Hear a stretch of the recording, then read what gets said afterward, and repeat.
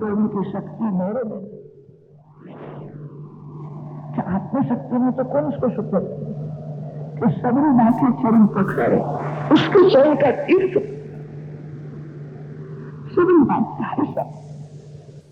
तो पवित्र इसलिए ब्राह्मण मेरे पूछ, भगवान के भक्त कभी सनातन धर्म की मर्यादा का मन नहीं करते। भगवान धर्म के लिए जगत में आए, ब्राह्मण मेरे चरण पकड़े, पूजा तो ब्राह्मण की हो।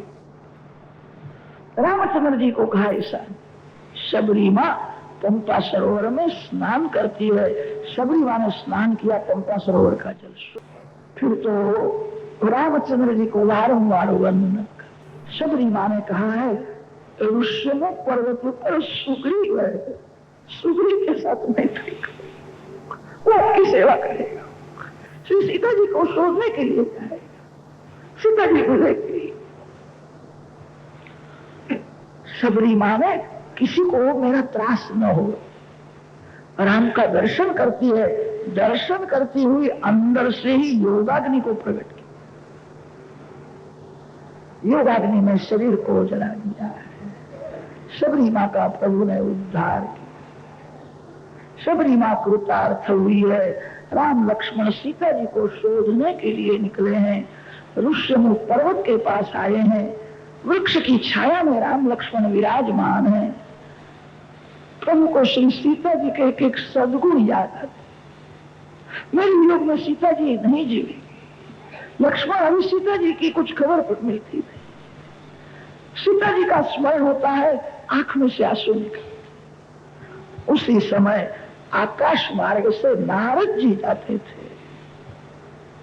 नारद जी ने ऊपर से देखा है, मैंने भगवान को शाप दिया था, स्त्री के वियोग में मेरे को रुलाया, आप भी रो।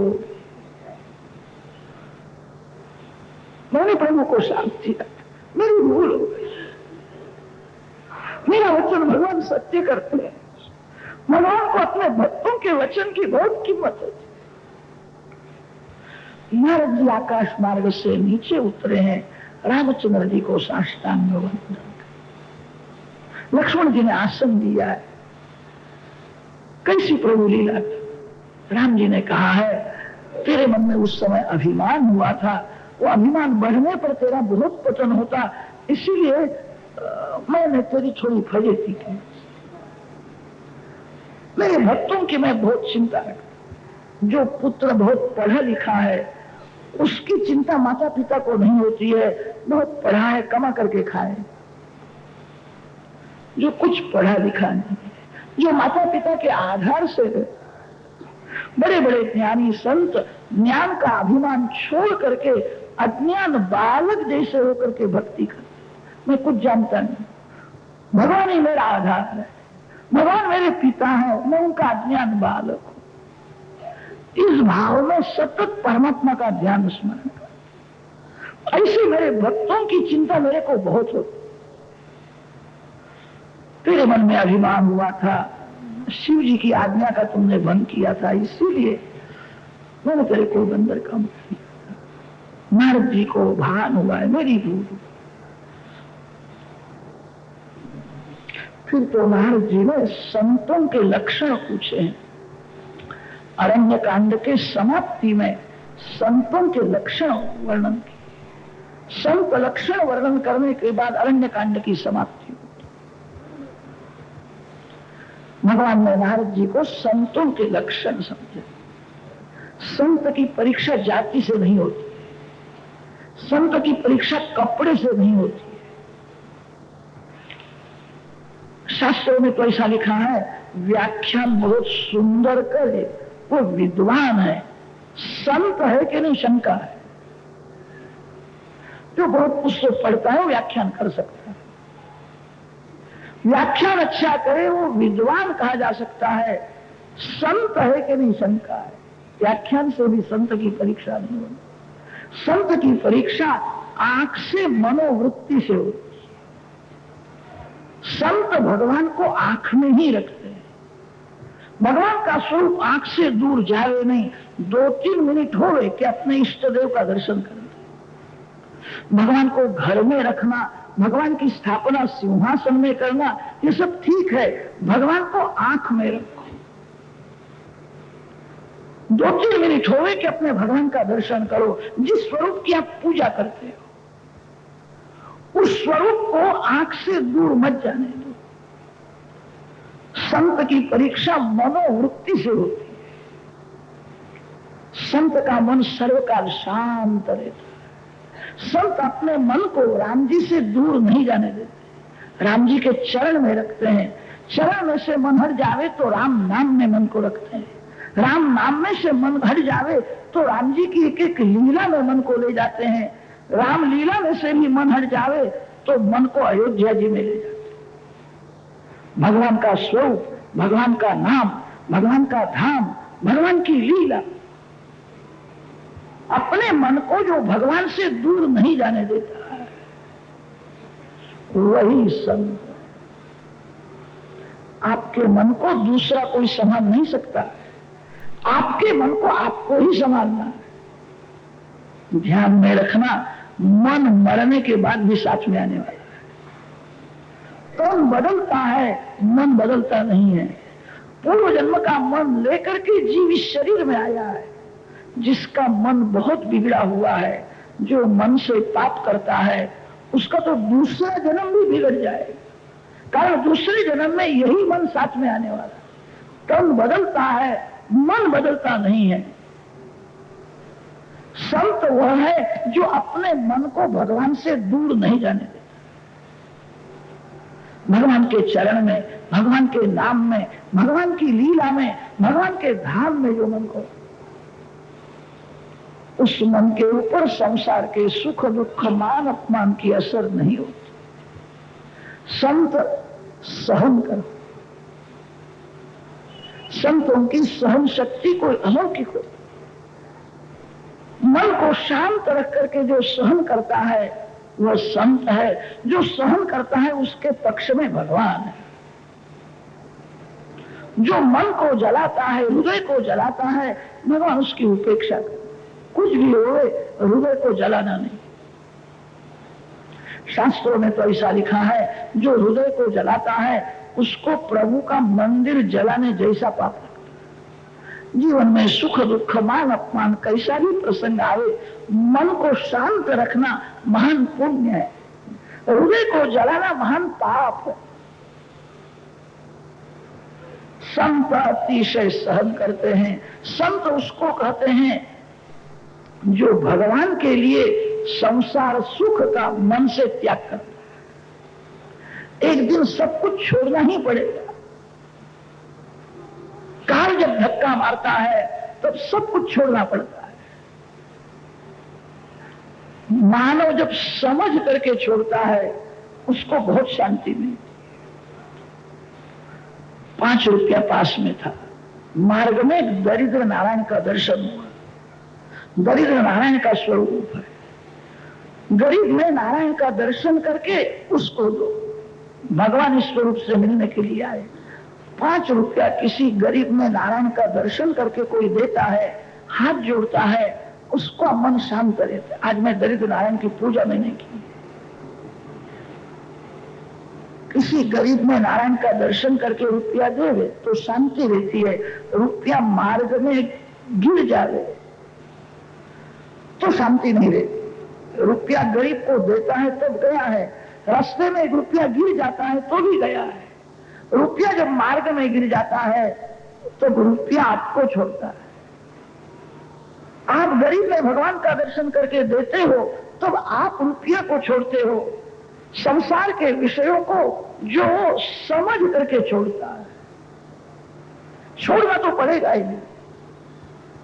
काल किसी को एक स्थिति में रहने नहीं देता है। काल जब मारेगा तब सब कुछ छोड़ना पड़ेगा।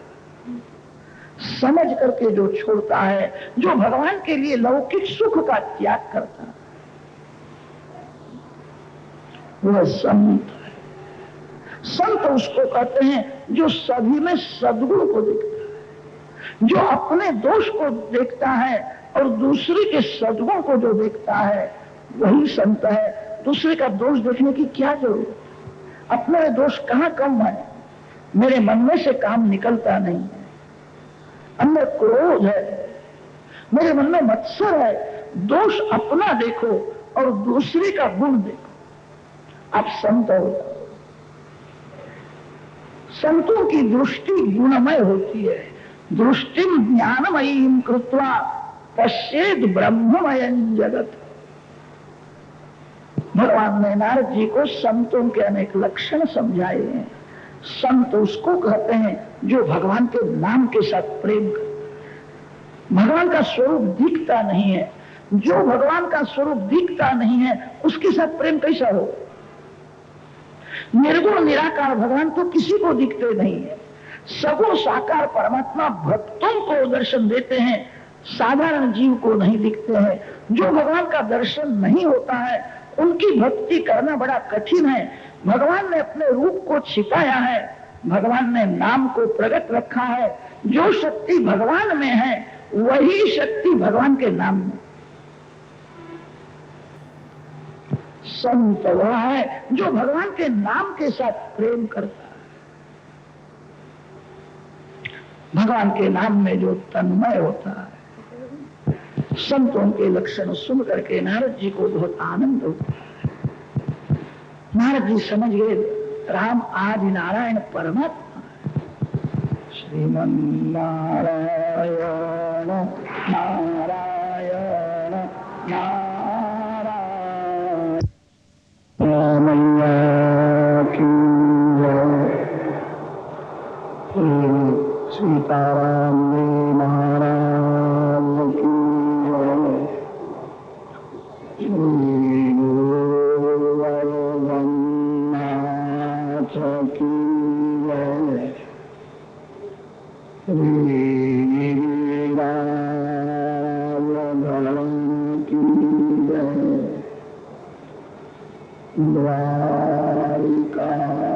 द्वारिकाधीश की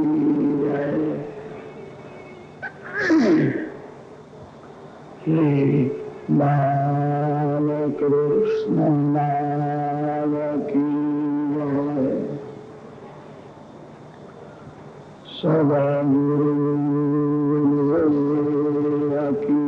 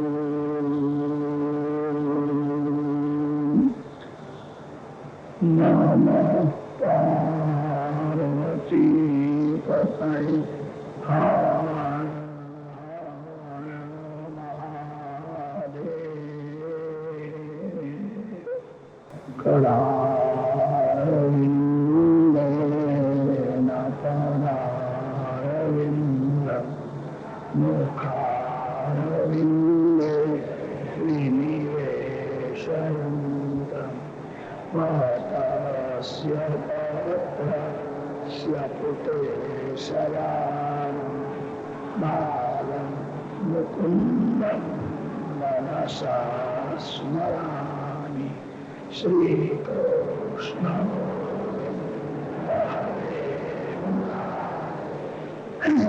नाथ नारायण वासुदेव जीव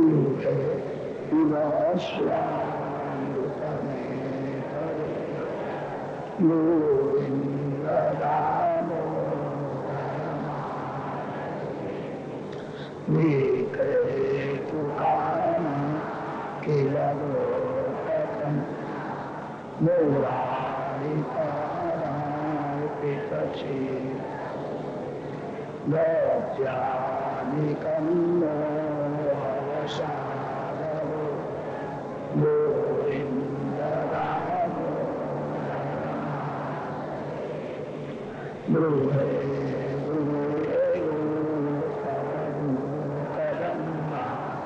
सर्वे मिलित्वा समाप्य पुण्यानि नामानि पठन्ति गोविन्द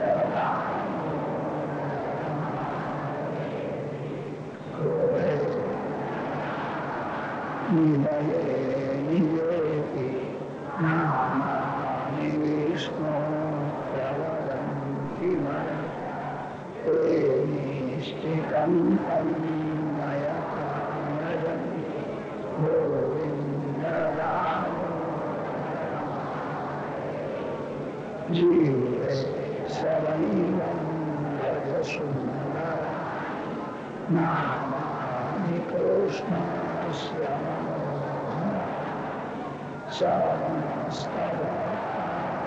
श्रवणस्तवनाशं गोविन्दराम सुखावसाने इदमे रसा दुःखावसाने इदमे देहावसाने इदमे जात्यं गोविन्दराम श्री कृष्ण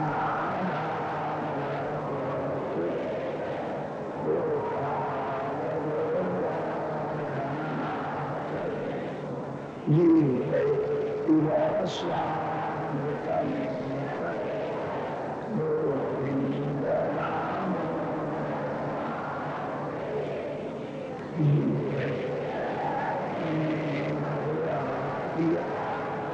सत्यं हितं चान्तरं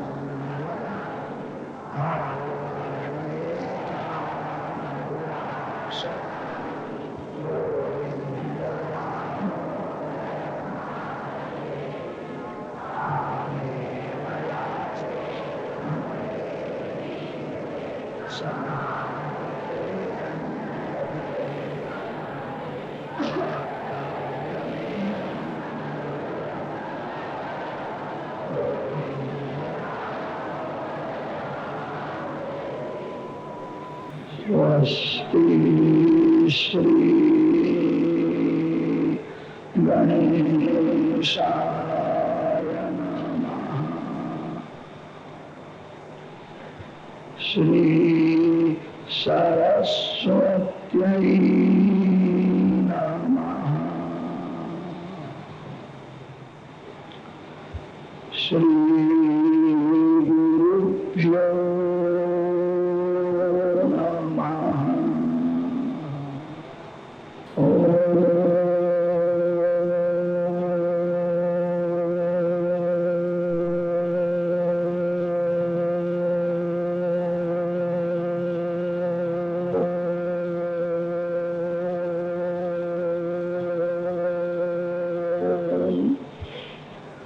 नमो भगवते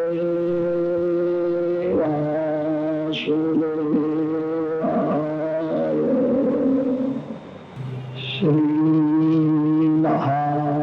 श्रीमहादेवाय च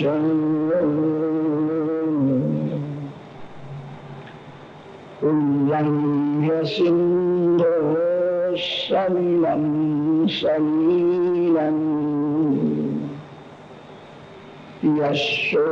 यशोतवह्निं जनकात्मजायाः आदायते नैव ददाह लङ्काम् नमामि तं प्राञ्जलिराञ्जनेयम् अतुलितदलभानं स्वर्णशैलाभदेहं धनुजवनकृशानं ज्ञानिनामग्रगण्यं सकलगुणनिधानं वानराणामधीशं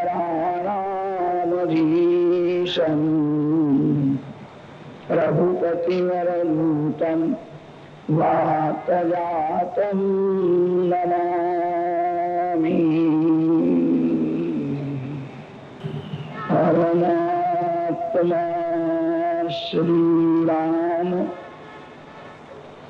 सर्व जीवों के मित्र है, श्री राम आनंद स्वरूप होने से श्री रामचंद्र जी को कोई स्वार्थ नहीं है। आनंदमय परमात्मा को कोई सुख भोगने की इच्छा नहीं होती। श्री गंगा मैया को कभी प्यास लगती ही नहीं। सूर्य नारायण के घर में दीपक की जरूर नहीं। जहां सूर्य नारायण है वहां अंधकार नहीं आ सकता। श्री राम आनंदमय होने से राम को कोई सुख भोगने की इच्छा ही नहीं होती है। श्री राम को कोई स्वार्थ नहीं है। स्वार्थ न होने पर भी श्री राम सर्व जीवों के साथ प्रेम करते। संसार का सभी प्रेम स्वार्थ से भरा हुआ है। मानव मानव के साथ प्रेम नहीं करता है, अपने स्वार्थ के साथ प्रेम करता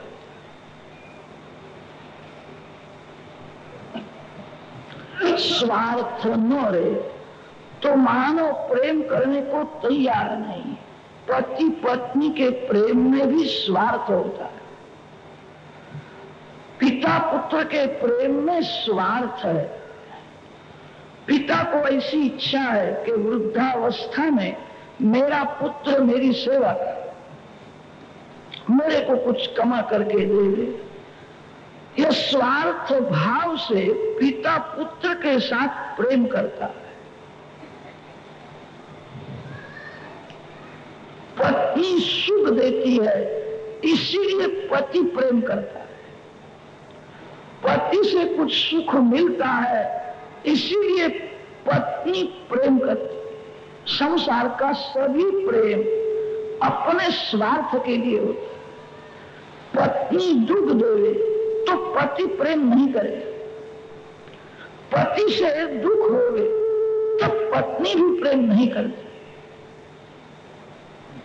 पत्नी बहुत बीमार हो जाए तो पति पैसा का पानी करता है, 5,000 10,000 उसके लिए खर्च करता है, सेवा करता है।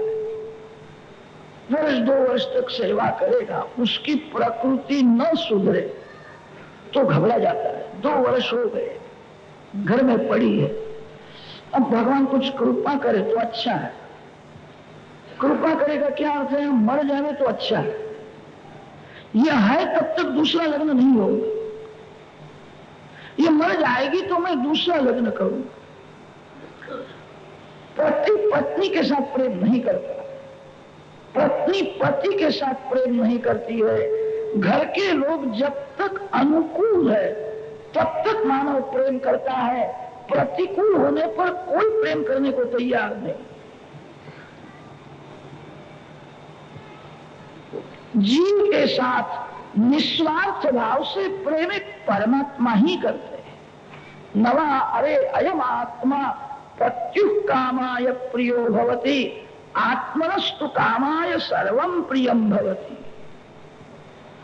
जहां स्वार्थ है, जहां तेरा और मेरा है, जहां सुख भोगने की वासना है, वहां कपट करना ही पड़ता है।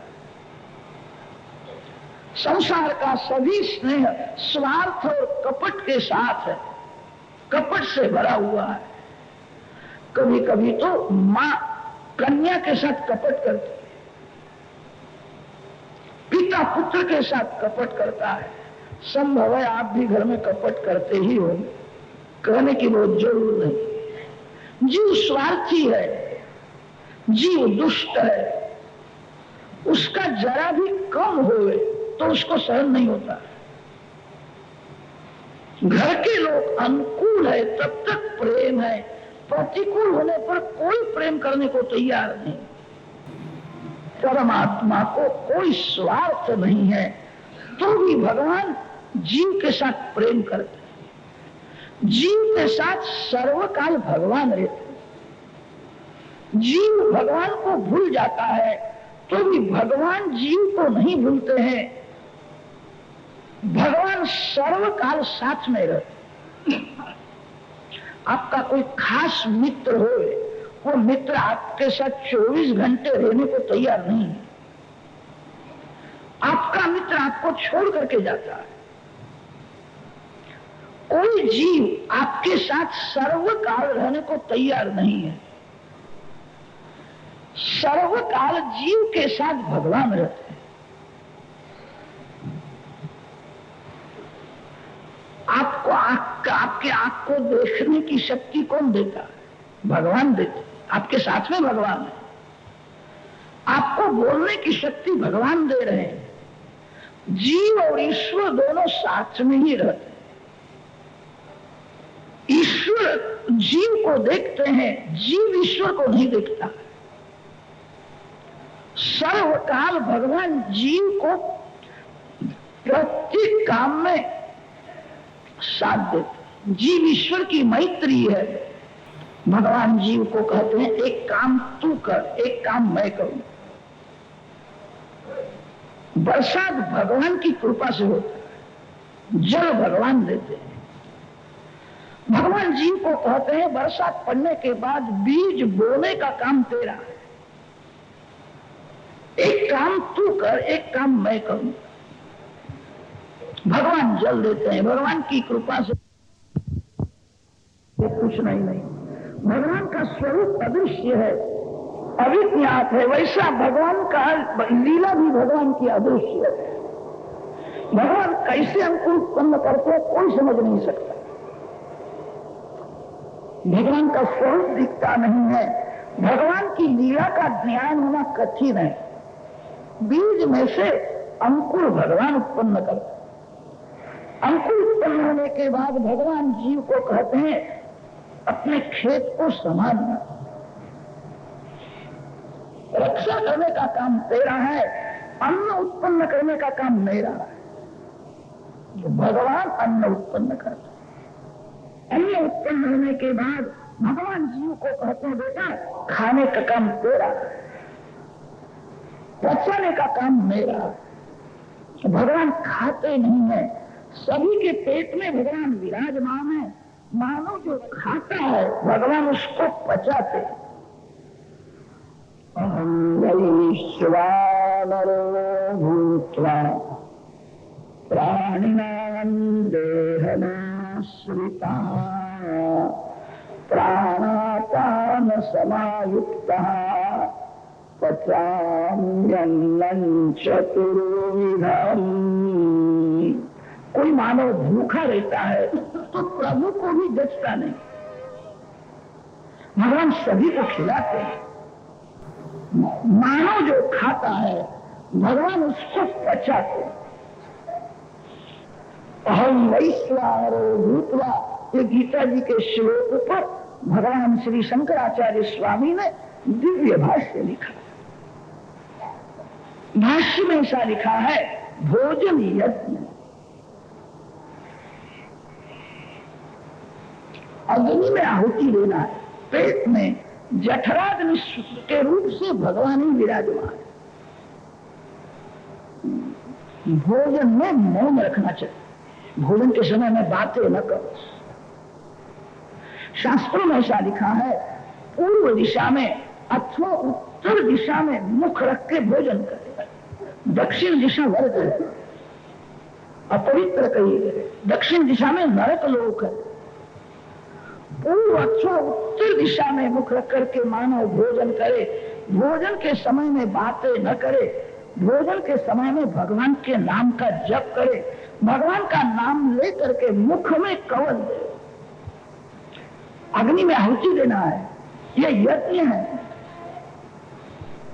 ब्राह्मण मंत्र बोल करके जिस प्रकार अग्नि में आहुति देते हैं उसको यज्ञ कहते हैं। आपके पेट में अग्नि ही रूप से भगवान ही विराजमान।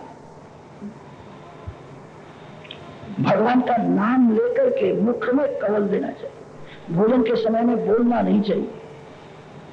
भोजन के समय में भगवान के नाम का जो जप करता है उसका भोजन यज्ञ रूप हो जाता है।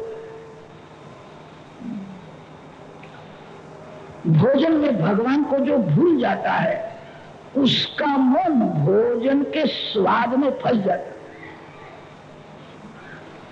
जो भोजन में भगवान के नाम का जप नहीं करता, उसका मन भोजन के स्वाद में फंस जाता। कितने लोग ऐसे होते हैं, कढ़ी पीते हैं तब उनको बहुत मजा आती है, कढ़ी बहुत अच्छी है, कढ़ी बहुत अच्छी लगेगी तो दूसरे दिन माला करने के समय में भी कढ़ी याद आ रही, ओम नमो भगवते वासुदेवाय, कल की कढ़ी बहुत अच्छी हुई थी, ओम नमो भगवते वासुदेवाय। भोजन के स्वाद में जिसका मन फंसता है उसको भक्ति का आनंद नहीं मिलता। भक्ति का शत्रु है स्वाद। जिसका मन स्वाद में फंसा हुआ है, भक्ति का दूसरा शत्रु है वाद। कभी वाद विवाद नहीं करना चाहिए। जो वाद विवाद करता है उसका मन अशांत रहता है। वाद करने से वेग उत्पन्न होता है।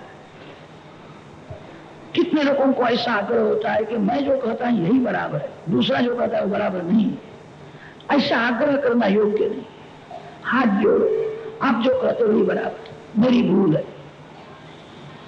अपना आग्रह छोड़ दो, आपको शांति मिलेगी।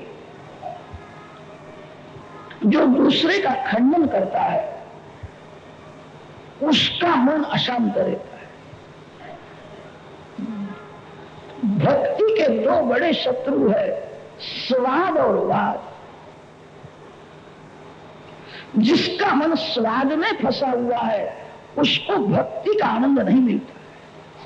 जो वाद विवाद करता है उसको भक्ति का आनंद नहीं मिलता है। भोजन में जो भगवान को भूल जाता है उसका मन भोजन के स्वाद में फंस जाता है। भोजन में कभी भगवान को भूलना नहीं। अन्नम ब्रह्मेति व्यजानात अन्नम न परिचक्षित अन्नम बहुकुर्वीत अन्नम न निंद्यात। अन्न में ब्रह्म की भावना है। ब्रह्मार्पणम ब्रह्म हवि ब्रह्माग्नौ ब्रह्मणाहुतम ब्रह्मैव तेन गंतव्यम ब्रह्म कर्म समाधिना। अन्न ब्रह्म स्वरूप है, भोक्ता नारायण है। हृदय में अग्नि नारायण विराजमान है, अग्नि नारायण का स्वरूप है। भोजन में भगवान का स्मरण रखो। कभी अन्नदेव की निंदा मत करो। अन्नदेव के सन्मुख अन्नदेव की जो निंदा करता है उसको बड़ा पाप लगता है। अन्न परमात्मा का स्वरूप है। भोजन के समय में अन्नदेव की प्रशंसा करो, बहुत अच्छा है, बहुत अच्छा है, भगवान का प्रसाद है। कदाच आपको शंका हो, थोड़ा कच्चा हुआ हो और हम कहे ये कच्चा है, ये निंदा है। भोजन के समय में ऐसा बोलना नहीं कि ये कच्चा है। भोजन होने के बाद विवेक से भले। भोजन के समय में तो मन को प्रसन्न रखो, ये बहुत अच्छा है, बहुत सुंदर है। कितने लोग ऐसे होते हैं भोजन के समय में क्रोध करते, रामरस बहुत कम है, दाल तो बहुत ठंडी है। अरे दाल ठंडी है तो तू काहे को गर्म हो जाता है।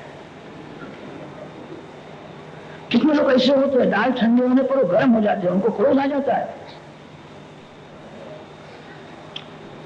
मन को प्रसन्न रखो। शास्त्रों में तो ऐसा लिखा है, आप जब रसोई बनाओ तब दाल में शाक में राम रस दो, ये बराबर है। भगवान को भोग लगाया, भोजन करने के लिए बैठा और खबर पड़ी राम रस बहुत कम है, ऊपर से राम रस मांग के जो लेता है उसको पाप लगता है। कड़क आपको ऐसा होगा, महाराज आप कड़क कड़क बहुत कहते हो, जो सत्य है सो कहते। भगवान को भोग धरने के बाद उसमें फेरफार करने का अधिकार किसको है? भगवान मालिक है। मालिक ने भोजन किया तब मालिक एक अक्षर बोले नहीं, मैं तो नौकर हूं। नौकर को बोलने का क्या अधिकार है? रसोई करो, उस समय दाल में शाक में राम रस छोड़ो, योग्य है। भगवान को भोग लगाने के बाद ऊपर से लेना पाप है। धर्म की गति अति सूक्ष्म है। अन्न में ईश्वर की भावना रखो, भोजन के समय में मन को प्रसन्न रखो, भोजन में भगवान के नाम का जप करो। भोजन यज्ञ है।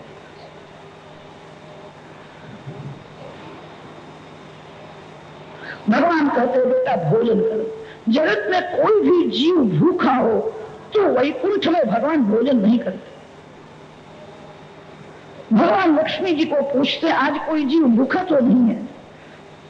सभी जीव तृप्त हो जाते हैं तो भगवान थोड़ा सा भोजन करते। भगवान खाते नहीं हैं, भगवान सभी को खिलाते।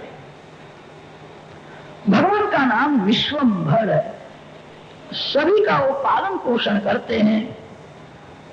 मानव खाता है, मानव जो कुछ खाता है वो भगवान पचाते हैं। रात्रि में लोग भोजन करके सो जाते हैं।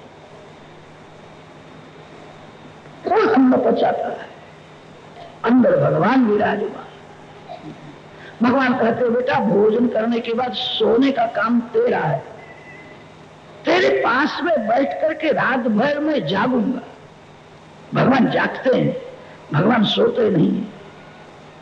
अरे भगवान सो जाए तो हम सबका अच्युतम केशवम हो जाएगा। भगवान कभी सोते नहीं है, भगवान जागते हैं। निद्रा में जीव का रक्षण कौन करता है? भगवान रक्षण करते। कान खुले रहते हैं। निद्रा के समय में कदाच कान में कोई जीव जंतु जाए तो मानव की क्या दशा होगी? भगवान रक्षण करते। भगवान कभी सोते नहीं है, जागते रहते हैं। जीव ईश्वर की अनादिकाल की मैत्री है। भगवान प्रत्येक काम में जीव को मदद करते हैं, उसको साथ देते हैं। प्रभु का स्वभाव ऐसा है, अपने स्वरूप को छिपाते हैं। मेरे मित्र के हाथ में मैं दूं तो उसको लेने में संकोच हो जाएगा। मैं रोज लेता हूं, लेने वाले को संकोच न होवे इसीलिए भगवान अपना स्वरूप को छिपा करके सबको देते। देने वाले भगवान है। भगवान अपने स्वरूप को छिपा लेते हैं। जीव ईश्वर की अनादिकाल की मैत्री है। सर्वकाल जीव के साथ भगवान ही रहते हैं। जहां जाओ वहां अपने भगवान को साथ में ले जाओ, अकेले जाना नहीं।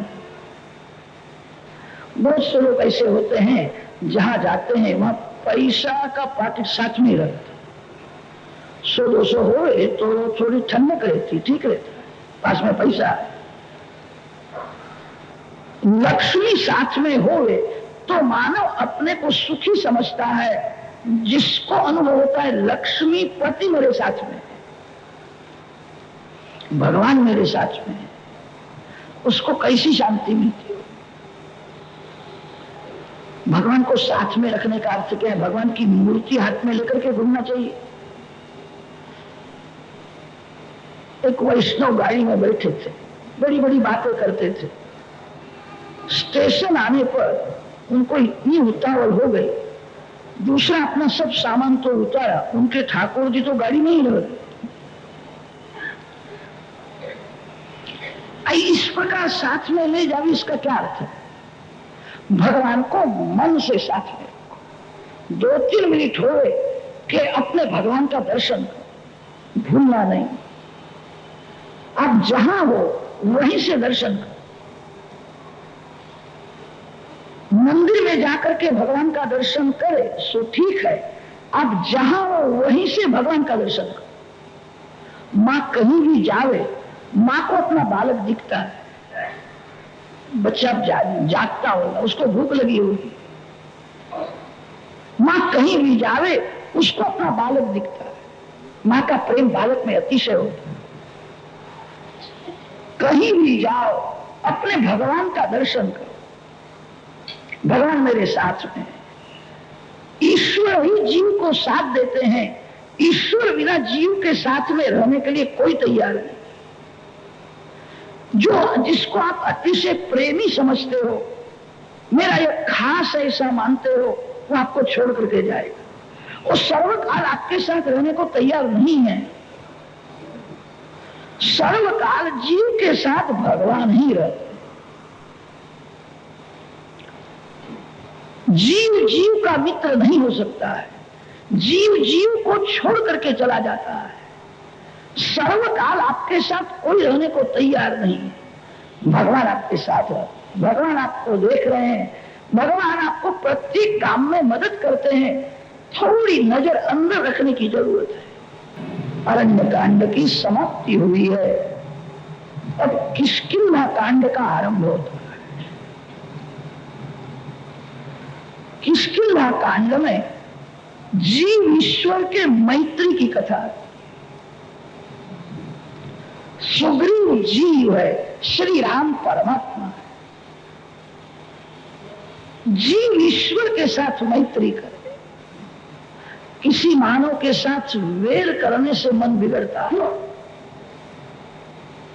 ध्यान में रखना, किसी भी मानव के साथ प्रेम बहुत करने से भी मन बिगड़ता है। जगत के साथ विवेक से ऐसा प्रेम करो, आप सेवा करने को बैठो, जप करने को बैठो तो कोई याद आवे नहीं। जिसके साथ आप बहुत प्रेम करते हो, आप माला करने के लिए बैठते हो तब वो आ जाता, याद आ जाता है। जगत के साथ दूर से विवेक से प्रेम, वेर करना अच्छा नहीं है। किसी के साथ ज्यादा प्रेम करना भी अच्छा नहीं। प्रेम इतना ही करो कि भक्ति के समय में वो याद ना आए। ज्यादा प्रेम करोगे तो भगवान की सेवा पूजा में जप में वो याद आवेगा, विघ्न करे।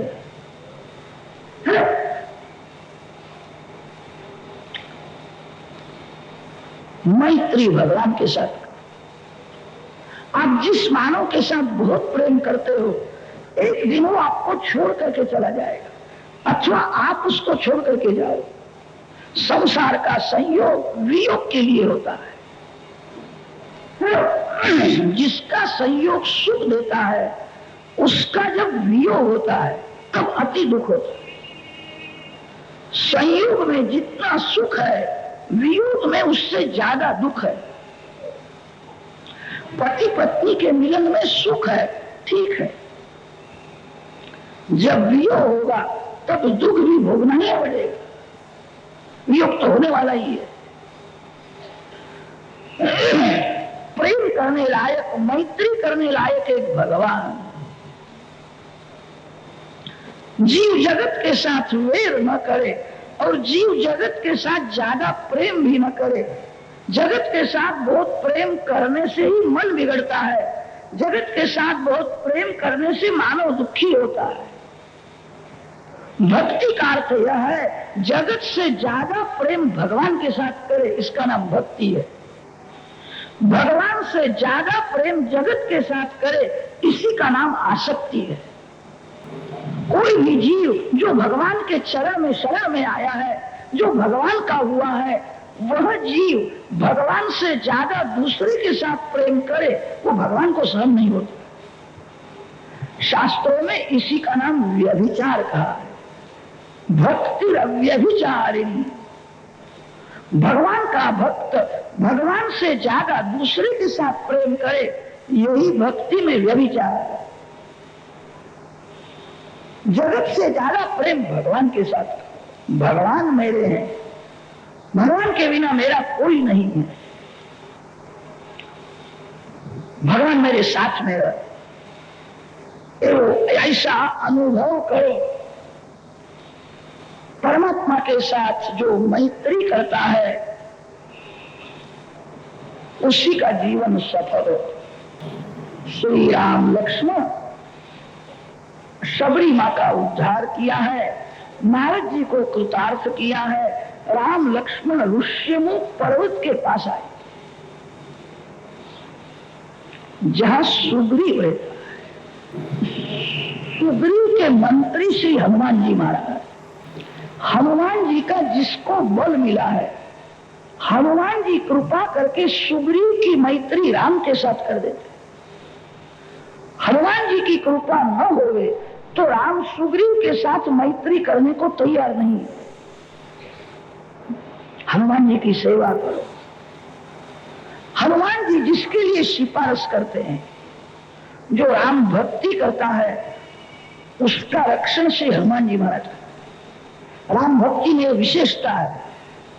जो राम जी की भक्ति करता है, राम जी की पूजा करता है, रामायण का पाठ करता है, राम नाम का जप करता है, हनुमान जी को बहुत प्रिय होता है। हनुमान जी सर्वकाल उसका रक्षण करते। हनुमान जी जिसके ऊपर कृपा करे, ऊपर के खड़े हैं, श्री रामायण का रथ चलता है तो हनुमान जी पीछे पीछे चलते। श्री रामायण बोलते हैं, हनुमान जी सुन लेते। थोड़े दिवसों में विद्या सभी परिपूर्ण हो। एक बार जो सुनते हो कभी भूलते नहीं है। श्री नारायण ने कहा, मेरी सभी विद्या मैंने तेरे को दे दी, अब तू यहां से जा, विद्या पूरी हो गई। श्री नारायण को हनुमान जी ने कहा, आपने मेरे को विद्या दी है, कुछ दक्षिणा तो देनी चाहिए ना, दक्षिणा मांग लो। श्री नारायण ने हाथ जोड़े, ओ बेटा तेरी दक्षिणा मेरे को मिल गई है, मैं तेरे को जानता हूं, तेरी दक्षिणा में कुछ लेने की इच्छा नहीं रखता, तू जा यहां से। हनुमान जी ने कहा, घबराना नहीं, अब मैं आपका शिष्य हो, आप मेरे गुरु हो, दक्षिणा के बिना विद्या कैसी सफल हो, आप कुछ मांग, जो मांगो सो मैं। तब सूर्य नारायण ने विचार करके मांगा है। सुग्रीव सूर्य पुत्र है, वाली इंद्र पुत्र है, दोनों की मैत्री, दोनों दो भाई है, मैत्री थी। सुग्रीव थोड़े दुर्बल थे, वाली बलवान है। सूर्य नारायण ने विचार किया, मेरा पुत्र दुर्बल है, हनुमान उसका मंत्री हो जाए तो मेरे पुत्र का कल्याण हो। हनुमान जी ने जब कहा कि गुरु दक्षिणा मांगो, तब सूर्य नारायण ने दक्षिणा में मांग लिया है, मेरे पुत्र सुग्रीव का तू मंत्री हो जाए। हनुमान जी उसके मंत्री होंगे तो कभी राम दर्शन कराएंगे, मेरे पुत्र का कल्याण होगा। ऐसा विचार करके सूर्य नारायण ने दक्षिणा में मांग लिया था। तभी से श्री हनुमान जी महाराज सुग्रीव के मंत्री हो गए।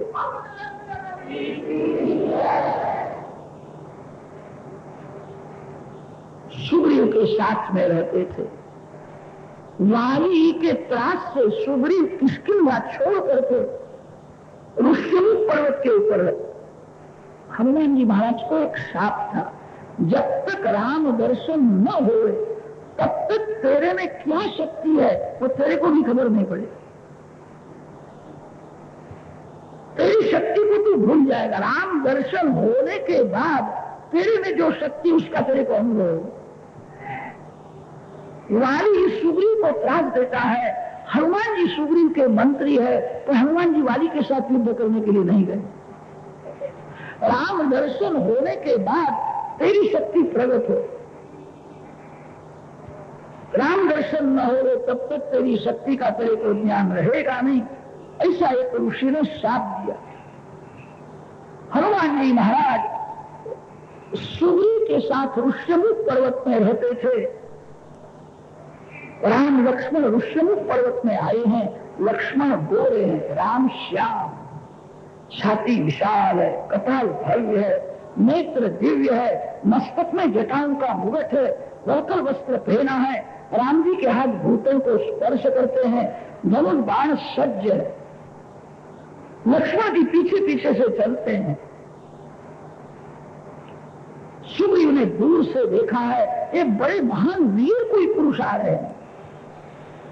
ऐसे वीर पुरुष मैंने कभी देखे नहीं, कहां से आते हैं, क्यों आ रहे हैं। सुग्रीव को भय लगा है, कदाच वाली ने मेरे को मारने के लिए वीर पुरुषों को वहां भेजा हो। वाली को मातंग ऋषि का शाप था कि ऋष्यमुख पर्वत पर आवे तो मर जाए। इसीलिए वाली के त्रास से जब दुखी हुए तब सुग्रीव ऋष्यमुख पर्वत पर रहते थे। वाली कभी ऋष्यमुख पर्वत के ऊपर आता नहीं था, उसको शाप था। सुग्रीव को शंका हुई, कदाच वाली ने मेरे को मारने के लिए वीर पुरुषों को भेजा हो। श्री हनुमान जी को कहा है ये वीर पुरुष कौन है, क्यों आ रहे हैं, इनका क्या काम है। ऐसे पुरुष मैंने कभी देखे नहीं है। ये तो बद्रिक आश्रम में विराजमान नर नारायण के समान लगते हैं। राम नारायण है, लक्ष्मण नर है। नर नारायण ऋषि के समान ये लगते हैं। कैसा तेज है उनका। ये कौन होंगे, यहाँ आने का क्या कारण है। मेरे को मारने के लिए तो नहीं है, इनको वाली ने भेजा है क्या। हनुमान जी को कहा आप जा करके उनको मिलना, उनका सही समाचार ले आना। वाली ने उनको मारने के लिए भेजा हो तो वहीं से मेरे को संकेत करना, मैं यहां से चला जाऊंगा। श्री हनुमान जी महाराज आते हैं। रामायण में वर्णन है ब्रह्मचारी के रूप से श्री हनुमान जी महाराज, बाल ब्रह्मचारी। राम लक्ष्मण जिस मार्ग से जाते हैं उसी मार्ग से ब्रह्मचारी आते हैं। ब्रह्मचारी ने राम लक्ष्मण को वंदन किया। राम लक्ष्मण वंदन की कौन ब्रह्मचारी, पूछा आप कौन हो, कहां से आए, यहां आपका क्या काम। लक्ष्मण जी ने संक्षेप में कथा सुनाई है। हम दशरथ महाराज के दो बालक, माता पिता की आज्ञा हुई इसलिए हम वन में आए। एक राक्षस सीता जी को ले गया, सुशी सीता जी को शोधने के लिए हम लोग इधर आए। फिर ब्रह्मचारी महाराज हमारा को परिचय आपको हमने दिया, आप कौन हो, आप यहां क्यों रहते हो। उस समय रामचंद्र जी ने लक्ष्मण को कहा है लक्ष्मण ये ब्रह्मचारी कोई साधारण नहीं है, इसने व्याकरण शास्त्र का बहुत अध्ययन किया है। एक अक्षर भी वो अशुद्ध नहीं बोलता, ज्यादा बोलता नहीं है, कम बोलता नहीं। शब्द ब्रह्म का स्वरूप है, एक अक्षर भी ज्यादा नहीं बोलना चाहिए। जो ज्यादा बोलता है उसकी शक्ति का नाश हो जाता है, जो व्यर्थ बोलता है उसकी शक्ति का नाश होता है। एक अक्षर व्यर्थ मत बोलो, एक अक्षर ज्यादा मत बोलो। आप जो बोलते हो अपने कान से सुनना। मैं तो ज्यादा बोलता हूं, एक अक्षर में व्यर्थ तो नहीं बोलता हूं। शब्द ब्रह्म का स्वरूप है, एक अक्षर का दुरुपयोग न हो। इस ब्रह्मचारी ने व्याकरण शास्त्र का बहुत अध्ययन किया है, ये बड़ा ज्ञानी है। लक्ष्मण देख तो सही, उसकी लंगोटी तो स्वर्ण के जैसी चमकती है, ऐसी लंगोटी मैंने कभी देखी नहीं। श्री हनुमान जी महाराज का जब जन्म हुआ है लंगोटी के साथ जन्म, दिव्य कौपीन है। हनुमान जी महाराज को अंजनी माता ने कहा था ये जो तेरी लंगोटी को पहचाने वही तेरा मालिक है, उसी की सेवा कर, तेरा कल्याण हो। भाग्यशाली वह है जिसकी लंगोटी अति शुद्ध है। कौपीनवन्तः खलु भाग्यवन्तः भिक्षान्न मात्रेण च तुष्टिवन्तः पंचाक्षरम पावनमुच्चरन्तः निरंतरम ब्रह्मण्ये रमन्तः। जो भगवान के साथ खेलता है, जो प्रभु के नाम में रमता है, वही भाग्यशाली है। समझता है वो अभागा है। शरीर के साथ तो पशु पक्षी खेलते, जो परमात्मा के साथ खेलता है, जिसकी लंगोटी अति शुद्ध है, वही भाग्यशाली। ये ब्रह्मचारी कोई साधारण नहीं है, इसकी लंगोटी सूर्य के जैसी चमकती है। ये कोई महान पुरुष लगता है। रामचंद्र जी ने जब ऐसा कहा तब हनुमान जी को अंजनी माँ का वचन याद आया है। मेरी माँ ने मेरे को कहा था कि जो तेरी लंगोटी को बराबर पहचाने वही तेरा गुरु है, वही तेरा मालिक है, उसकी सेवा कर। श्री हनुमान जी समझिए मेरे मालिक यही है। हनुमान जी राम जी के चरण में वंदन करते हैं। यह जीव तो आपको भूल गया है, आप जीव को भूल गए। आप मेरे को पूछते हो तू कौन है, आपका मैं दास हूं। आज मैं भाग्यशाली हुआ, मेरे मालिक के चरण में मैं आया। हनुमान जी ने चरण में जब मस्तक रखा है, भगवान को आनंद हुआ, मेरा हनुमान मेरे को मिलने के लिए आया है। मस्तक के ऊपर हाथ रखा। फिर तो ब्रह्मचारी का स्वरूप अदृश्य हुआ, हनुमान जी का दिव्य स्वरूप, श्री राम हनुमान जी का मधुर मिलन हुआ। हनुमान जी ने कहा है सुग्रीव आपकी सेवा करे। ऋषभ पर्वत के ऊपर सुग्रीव होता है, वो सीता जी को शोधने के लिए वानरों को भेजेगा। हम सब लोग आपकी सेवा करते, माता जी मिलेगी। लक्ष्मण जी ने कहा हमने भी सुग्रीव का नाम तो सुना है, सुग्रीव को मिलने की हमारी भी इच्छा है कि मैं मिलन कर। जवाम कपि कुंजरा, कंधे पर श्री राम लक्ष्मण को बैठाया है। हनुमान जी वहां से जो कुदका मारते सुग्रीव के पास आए। राम लक्ष्मण अग्नि को प्रकट किया है, अग्नि के साक्षी में सुग्रीव के साथ मैत्री होती है। सुग्रीव को बुलाया है। हनुमान जी ने कहा तो परमात्मा है, तेरा कल्याण होगा। किसी भी संत के चरण पकड़ो, संत जब कृपा करेंगे तब प्रभु के साथ संबंध सिद्ध करेंगे। ब्रह्म संबंध सद्गुरु का, जीव ईश्वर से अलग हुआ है। ब्रह्म संबंध कराने का काम सद्गुरुदेव का है। सुग्रीव को समझाया, ये भगवान आए हैं, अग्नि साक्षी में राम सुग्रीव की मैत्री हुई है। सुग्रीव ने सुंदर आसन दिया है, रामचंद्र जी आसन में विराजमान है। सुग्रीव ने कहा है थोड़े दिवस हो गए मैं यहाँ बैठा था, तब आकाश मार्ग से एक राक्षस स्त्री को ले जाता था। उस स्त्री ने मेरे को देख कर कि आपने थोड़े अलंकार यहाँ फेंक दिए, तो माता जी क्यों ऐसा? रामचंद्र जी ने कहा मेरे को जल्दी बता। सुग्रीव ने आज्ञा दी है, माता जी के अलंकार बांध करके रखे थे, सेवक ले आया है। सुग्रीव छोड़ करके रामचंद्र जी को बता। सीता जी के दागिना अलंकार देख करके राम की आंख भी नहीं होती। ये सीता जी के रामचंद्र जी बहुत सावधान है, आनंदम है। लक्ष्मण की उस समय में परीक्षा की। लक्ष्मण, ये तेरे भाभी का चंद्रहार है, तुमने देखा हो?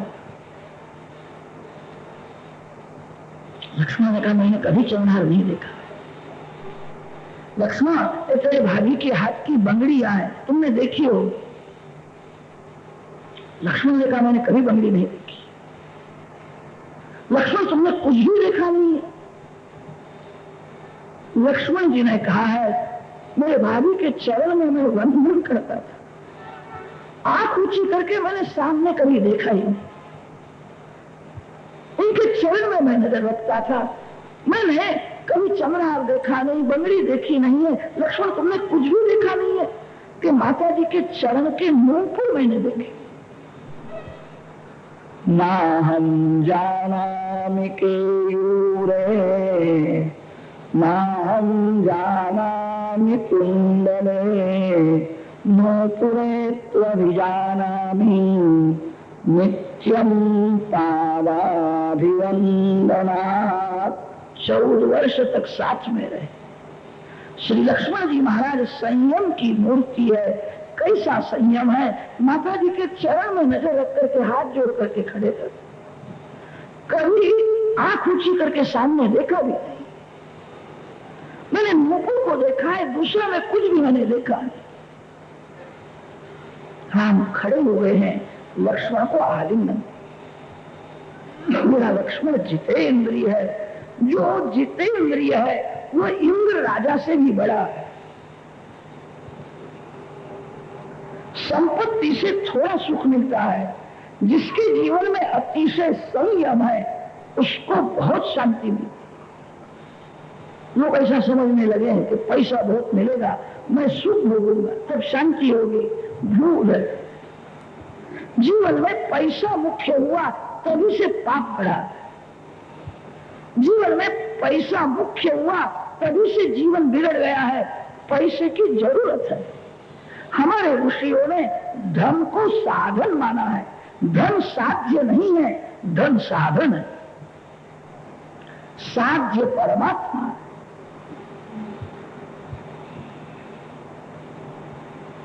बहुत पैसा कमावे, बहुत सुख भोगे, वो भाग्यशाली नहीं।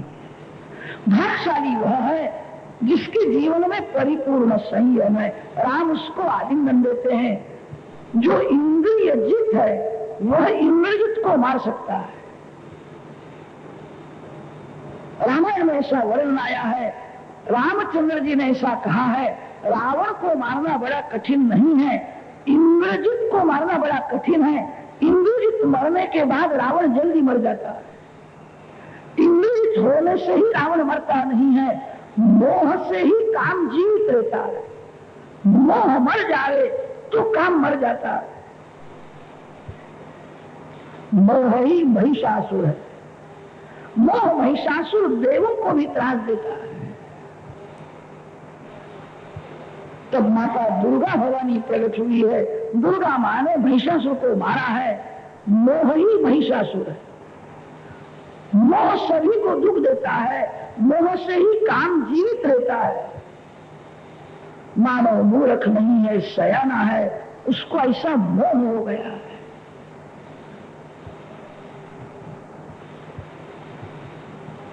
जो प्रत्येक इंद्रिय का संयम बढ़ाता है, जो इंद्रिय जित है वही इंद्रजित को मार सकता है। इंद्रजित मरने के बाद रावण जल्दी मर जाता है। मेरा लक्ष्मण जितेंद्रिय है। पत्रम दृष्ट्वा फलम दृष्ट्वा दृष्ट्वा स्त्रीणांच यौवनम एकांते स्त्रीमुखम दृष्ट्वा कस्यमोच्चरते मनः। माया में बहुत जोर है।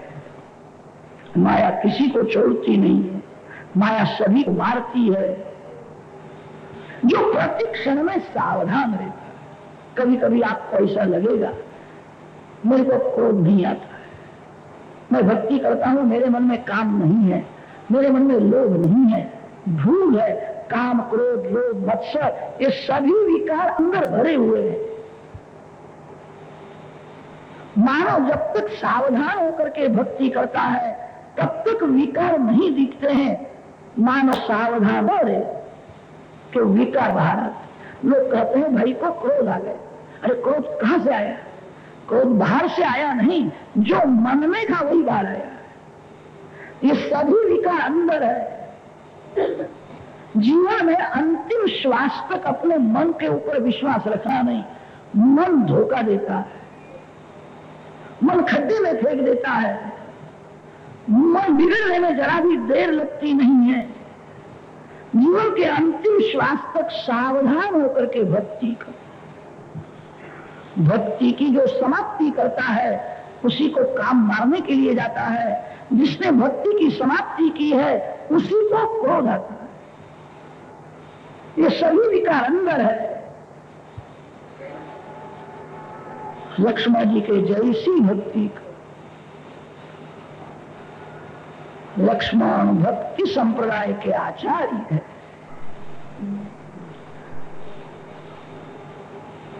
पिता यस्य शुचिर्भूतो माता यस्य पतिव्रता श्री राम सेवाधिरतः तस्यैवं निश्चलं मनः। रामचंद्र जी लक्ष्मण को आलिंगन है। मेरा लक्ष्मण पूर्ण निर्विकार। आनंद हुआ है। यही सीता जी के अलंकार। सुग्रीव राम जी को आश्वासन देते हैं सीता जी मिलेगी, हम सब लोग प्रयत्न करेंगे। सीता जी को शोधने के लिए चारों दिशा में वानरों को मैं भेजूंगा, माता जी का दर्शन होगा। माता जी आ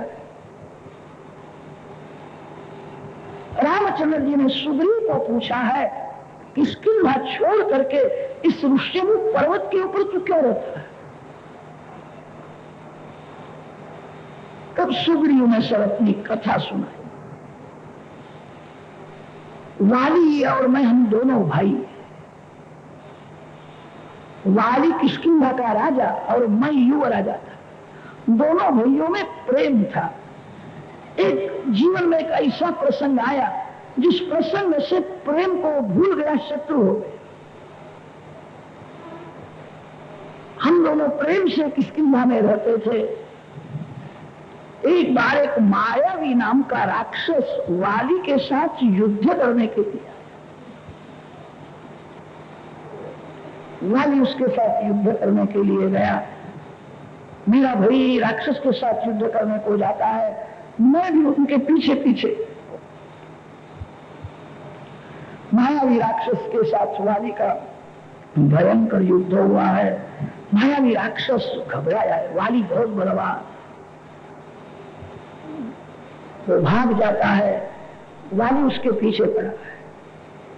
एक समुद्र की गुफा में, पर्वत की गुफा में मायावी राक्षस ने प्रवेश किया। वाली ने मेरे को कहा मैं अंदर जाता हूं, 1 महीने तक मेरी तू प्रतीक्षा कर। 1 महीना हो जाए तो ऐसा समझना कि मायावी ने कपट करके वाली को मार डाला। यहां से घर में जा, मैं अंदर जाता हूं। मैं वहां गुफा के द्वार में बैठा रहा, वाली अंदर गया। 4 महीने तक मैं बैठा रहा, वाली आया नहीं। फिर तो रुधिर की नदी बहने लगी, रुधिर अंदर से बाहर आने लगा। तो मेरे को ऐसा हुआ मायावी ने कपट करके मेरे भाई को मारा। 4 महीने तक मैंने प्रतीक्षा की। फिर तो गुफा के द्वार में एक बड़ा पत्थर मैंने रख दिया और मैं वहां से किष्किंधा में आया। मेरी इच्छा नहीं थी तो भी लोगों ने मेरे को गादी में बैठा करके राज्याभिषेक किया। 6 महीने के बाद वाली मायावी को मार करके आया। गुफा के द्वार में मैंने बड़ा पत्थर रखा था, उसको उसने तोड़ डाला।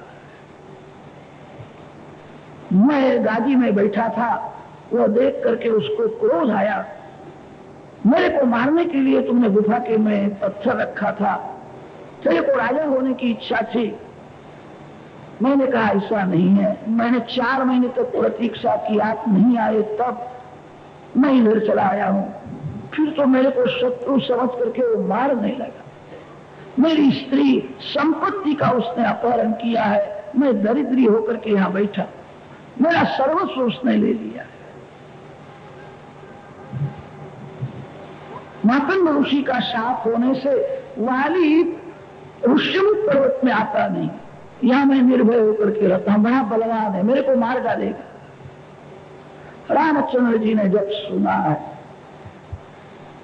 रामचंद्र जी ने कहा मैं वाली को मारूंगा, मैं तेरे को सुखी करूंगा।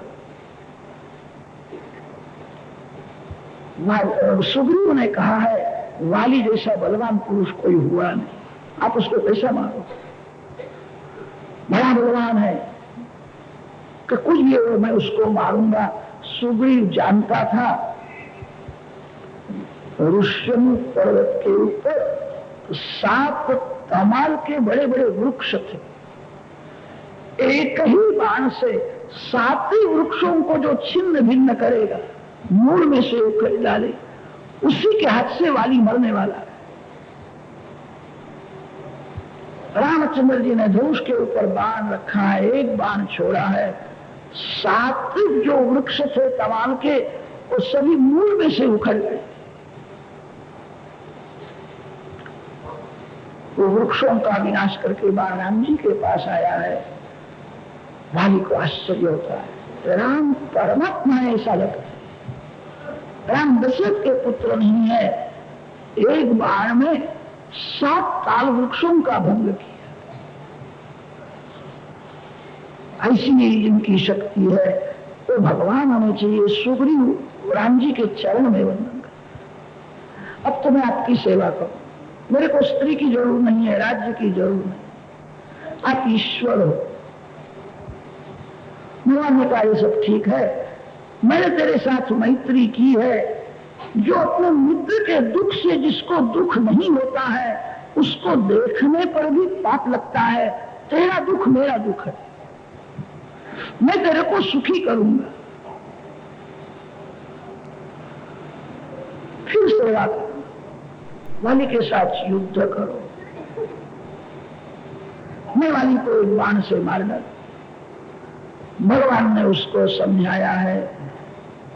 सुग्रीव वाली के साथ युद्ध करने के लिए जाता है, गर्जना करके वाली को बुलाता है।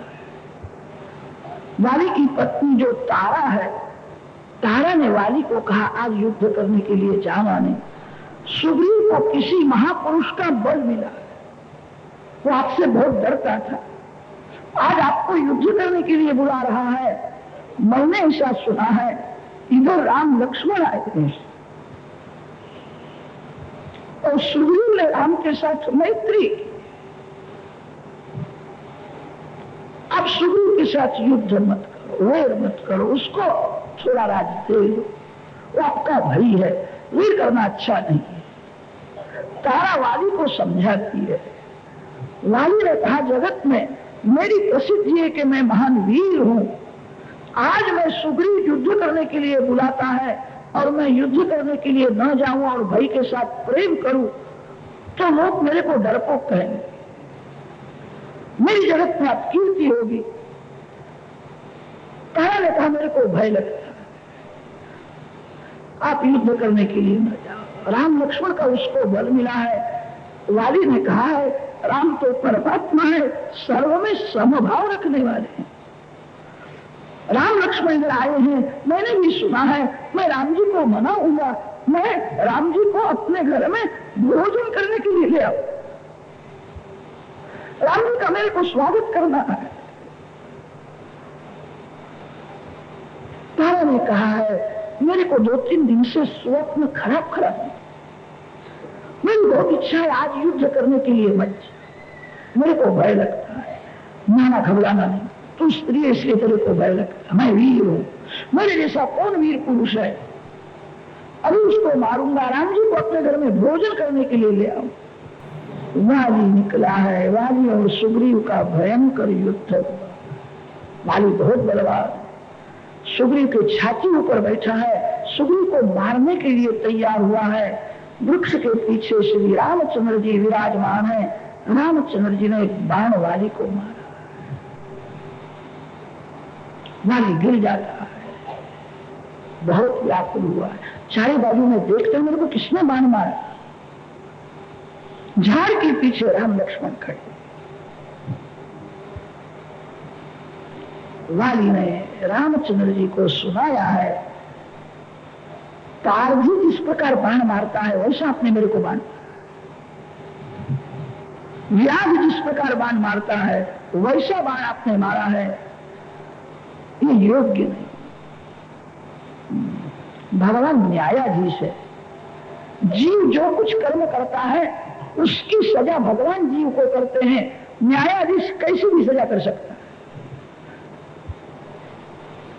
झाड़ के पीछे खड़े होकर के आपने मेरे को बाण मारा, ये योग्य नहीं है। वाली जो बोलता है सो वाली का भाषण भी योग्य नहीं है। भगवान तो न्यायाधीश है, पाप की सजा करना भगवान का काम है, न्यायाधीश कैसे भी सजा कर सकता है।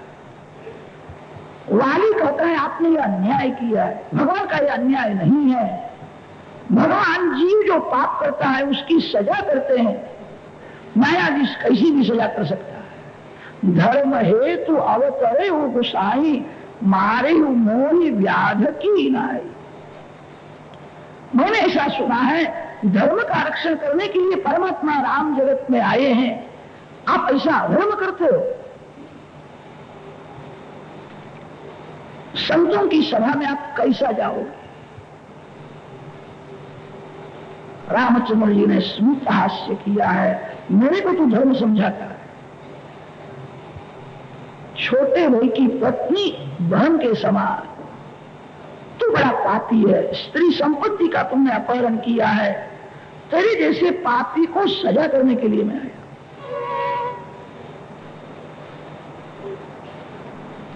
महापुरुष जो कुछ करते हैं सभी योग्य ही होता है, बड़े लोगों के साथ ज्यादा बातें नहीं करनी चाहिए। जो महान है उसके साथ वाद विवाद नहीं करना चाहिए। अतस्तान नाति भाषे, महापुरुष जगत के अनेक जीवों का कल्याण करने के लिए जगत में घूमते हैं। महापुरुष जो कुछ करते सभी योग्य। तुम कपित्वान न जानी से, तू आना है, तेरी बुद्धि मंद है, मेरे को तू धर्म सिखाता है, तू पापी है, पापी को सजा करना मेरा काम। वाली समझ गया राम परमात्मा है। वाली ने रामचंद्र जी को कहा, हाँ मैं पुण्यशाली, तो पापी को परमात्मा का दर्शन होता है। मैं पापी नहीं हूं, मैं बड़ा पुण्यशाली हूं। रामचंद्र जी ने कहा, तू तो पापी है, तेरे को मेरा जो दर्शन हुआ है तेरे पुण्य से नहीं, तेरा भाई सुग्रीव मेरे को शरण में आया है, सुग्रीव के कुटुंब का तू है, इसीलिए मैं तेरे को दर्शन देने के लिए आया।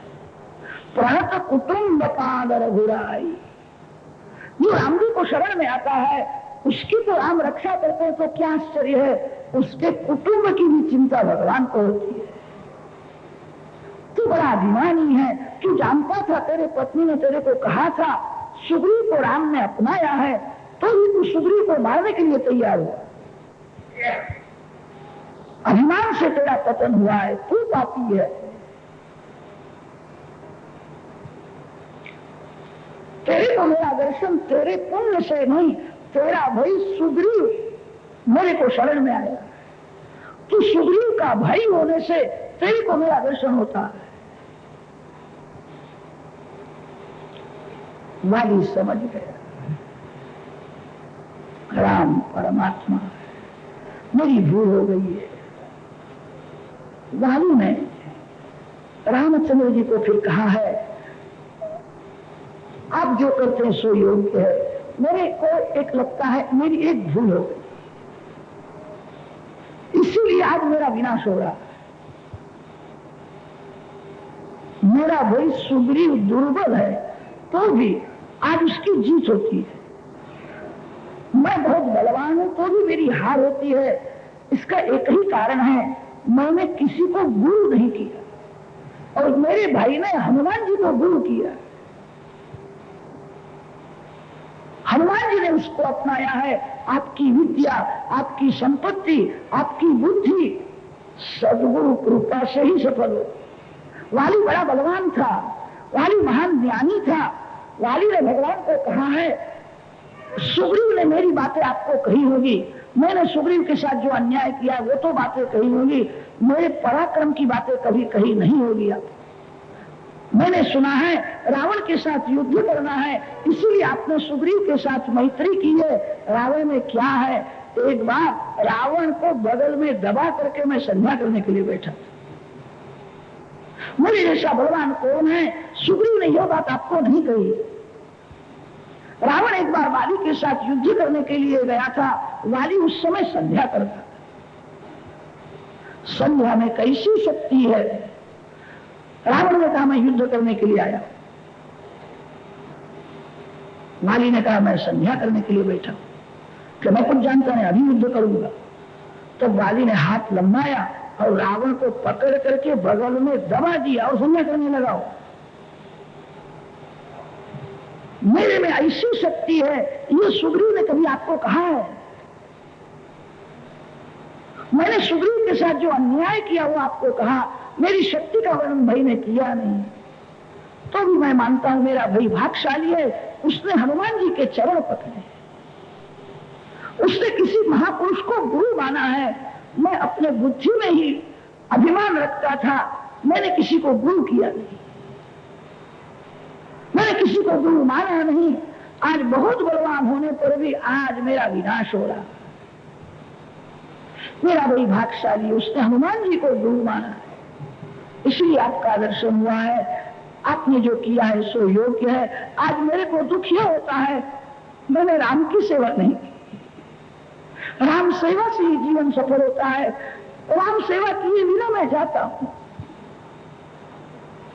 मेरी इच्छा मेरा पुत्र परिपूर्ण करेगा। मेरा पुत्र अंगद बलवान है, वो राम जी की सेवा करे। अंगद को बुलाया है, राम जी के चरण में अर्पण किया।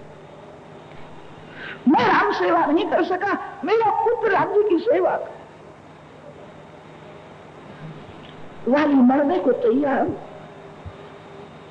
अब थोड़ा ही समय है, प्राण उसके व्याकुल हुए हैं। सुग्रीव देखता है, फिर तो उसका हृदय भर गया। मैंने मेरे भाई को बड़ा त्रास दिया, रोने लगा। सुग्रीव वाली को वंदन करता है, मेरे भैया मेरी भूल हो गई है, मैं अपराधी हूँ, क्षमा। वाली ने देखा कि सुग्रीव मेरे को वंदन करता है, सुग्रीव को उठा करके छाती के साथ लगाया है और कहा है, तुमने मेरे को राम का दर्शन कराया, मैं तेरे उपकार मानता हूं। राम का दर्शन करने वाला हमारा भाई है, मेरे को राम का दर्शन भाई ने कराया है। तब सुग्रीव ने वाली को वंदन करके कहा है, ना ना भैया ऐसा नहीं, आपने ही मेरे को राम का दर्शन कराया है, आपने मेरे को घर से निकाल दिया, इसीलिए मेरे को राम का दर्शन। मैं घर में रहता तो मेरे को राम का दर्शन कहाँ होने वाला था। आपने मेरे को घर से निकाल दिया, ये तो आपकी उपकार है, आपने मेरे को राम का दर्शन कराया। वाली सुग्रीव को कहता है, तुमने मेरे को राम का दर्शन कराया। सुग्रीव ने वाली को कहा है, तुमने मेरे को राम का दर्शन कराया। दोनों भाइयों ने वेर का त्याग किया। मरणांतानि वैराणि निवृत्तम न प्रयोजनम। वेर का विनाश करो। किसी भी जीव के साथ वेर हुआ हो, एक दो बार उसके घर में जाकर के हाथ जोड़ो। वेर से मरण बिगड़ता है। मरण को बिगाड़ने वाली वासना है। वासना और वेर का जो विनाश करता है, उसका मरण मंगलमय हो। जीव दूसरे जन्म की तैयारी इसी जन्म में करता है।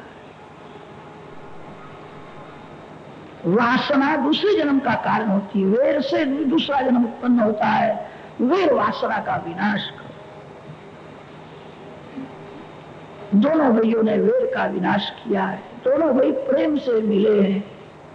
फिर तो श्री राम बोलता है, वाली प्राण छोड़ता। वाली के शरीर को अग्नि संस्कार किया है।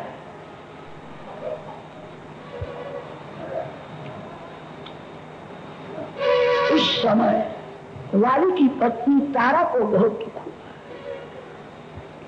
तारा को रामचंद्र जी ने सुंदर उपदेश दिया है। किसके लिए रोती है?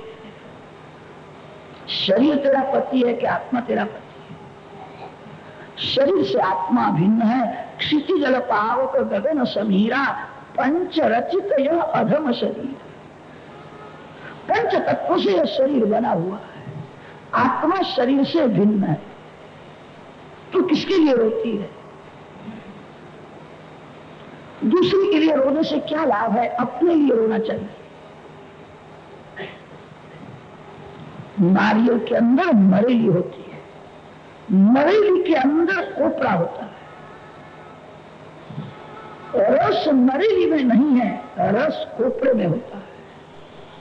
स्वाद मरेली में नहीं है, स्वाद कोपरे में है।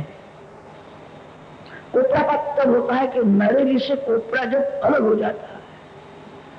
नारियल में जब तक पानी है तब तक मरेली कोपरे को छोड़ती नहीं है। थोड़ा सा विचार करे तो ध्यान में आवे, ये शरीर नरेली जैसा है। शरीर के अंदर जो शुद्ध चेतन आत्मा है वो कोपरे के जैसा है। रस कोपरे में है, नरेली में नहीं है। आत्मा रसमय है, शरीर में रस नहीं है। शरीर तो नरेली के जैसा है। नारियल में जब तक पानी है तब तक नरेली कोपरे को नहीं छोड़ती। सूर्य के प्रकाश में अतिशय गर्मी में नारियल का पानी सूख जाए तो फिर नरेली और कोपरा भिन्न हो जाता है। संसार का कोई भी सुख जिसको थोड़ा भी मीठा लगता है वो शरीर से आत्मा को अलग नहीं कर सकता है। शरीर जड़ है, आत्मा चेतन है।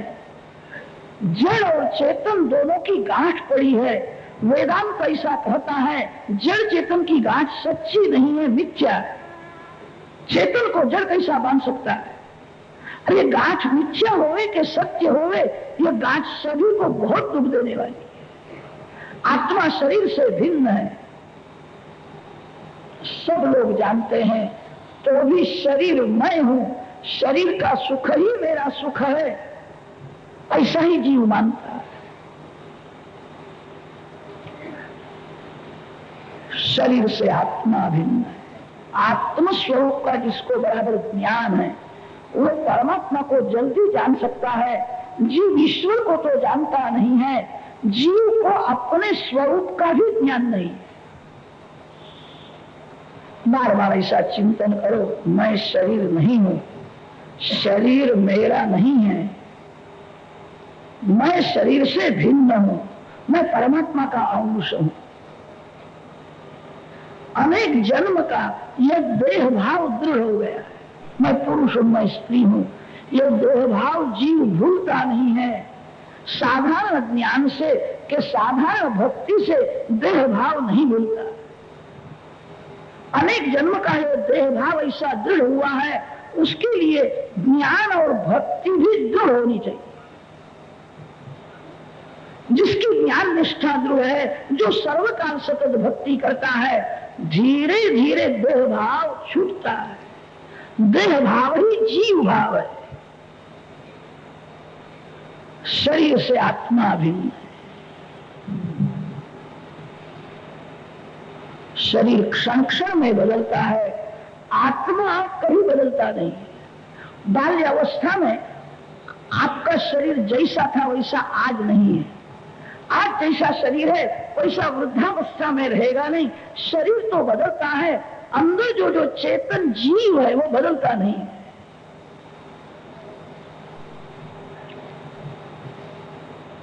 शरीर और आत्मा को अलग करो, वारंवार ऐसा चिंतन करो, सतत भक्ति करो, तभी देह भाव भूलेगा। देह भाव ही दुख देता है। जो आत्म स्वरूप को जानता है उसको परमात्मा का दर्शन जल्दी होता है। जीव ईश्वर को तो जानता नहीं है, जीव अपने स्वरूप को भी जानता नहीं। स्त्रीत्व पुरुषत्व देह के भाव है।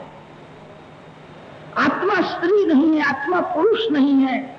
बारंबार ऐसा विचार करो, शरीर का सुख मेरा सुख नहीं है, मैं शरीर नहीं हूं, शरीर मेरा नहीं है। जब आपको थोड़ी भी फुर्सत मिले तब ऐसा चिंतन करो। अनेक जन्म का देह भाव ऐसा दृढ़ हुआ है। तारा को भगवान ने उपदेश किया है आत्म स्वरूप का विचार। जिसको आत्म स्वरूप का ज्ञान है वही भगवान को जल्दी जान सकता है। जीव संसार सुख में ऐसा फंसा हुआ है, वो विचार भी नहीं करता है कि मैं कौन हूं, मैं कैसा हूं।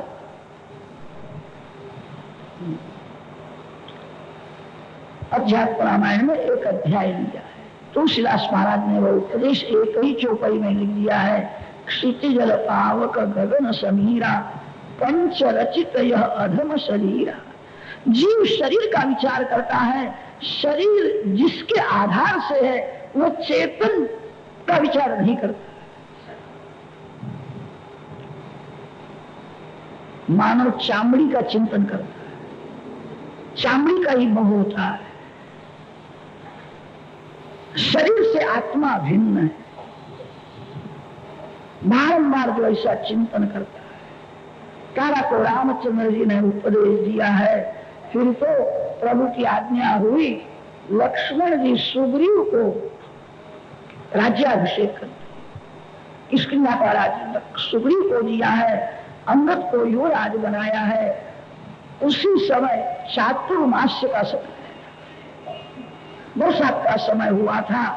भगवान ने सुग्रीव को कहा अब थोड़े दिन तक राज करो, चातुर्मास पूरा होने के बाद सीता जी को शोधने का प्रयत्न,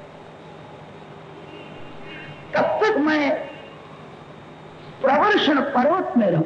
वही प्रवर्षण पर्वत है। चातुर्मास में श्री राम लक्ष्मण प्रवर्षण पर्वत ऊपर विराज।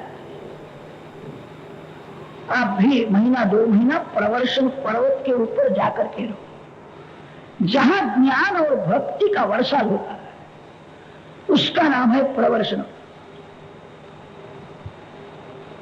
जहां भजनानंदी संत रहते हैं, जिन्होंने वासना का विनाश किया है, ऐसे संतों के सत्संग में भक्ति बढ़ती है। विलासी लोगों के संग में वासना बढ़ती है। मानव समाज में रह करके मानव होना कठिन नहीं है, विलासी लोगों के संग में रह करके वासना का विनाश करना, भक्ति करना बड़ा कठिन है। ज्यादा नहीं तो महीना 2 महीना प्रवर्षण पर्वत में रहना ही चाहिए, जहां ज्ञान भक्ति का वर्षा होता है। कोई पवित्र तीर्थ भूमि में रहो, ज्यादा नहीं तो 21,000 भगवान के नाम का जप करो। 1 घंटे में 900 श्वास होते हैं, 24 घंटे में 21,000 श्वास होते हैं। प्रति श्वास से भगवान के नाम का जप होना चाहिए। जन्म और मरण महादुख है। जन्म के समय में जीव अति दुखी होता है। किसी के यहाँ बालक का जन्म हो तो लोग हंसते हैं, पेड़ा बेचते हैं, बालक हुआ है, बालक हुआ है। जिसका जन्म होता है वो तो रोता है। जब तुम पैदा हुए तब जग हासे और तुम रो। जिसका जन्म होता है वो तो रोता है, दूसरे लोग सब हंसते हैं, मिठाई खाते हैं, बालक हुआ है। अब कुछ ऐसी करनी करो, अंत समय में तुम हासे और जग रो। प्रवर्षण पर्वत में रह करके 21,000 जप करो। प्रति श्वासे जप होना चाहिए। अब नवरात्र आता है, नवरात्रि का मुहूर्त बहुत अच्छा है। नवरात्रि से आरंभ करो तो 21,000 जप करना चाहिए। कदाच आपको शंका होगी कि महाराज 21,000 जप करना हो तो हमको घर छोड़ना पड़ेगा, धंधा छोड़ना पड़ेगा। कुछ छोड़ने की जरूरत नहीं है, घर में रहो। अरे जो घर छोड़ता है वो तीर्थ में जाने के बाद भी घर बनाता है। यहाँ भी घर चाहिए।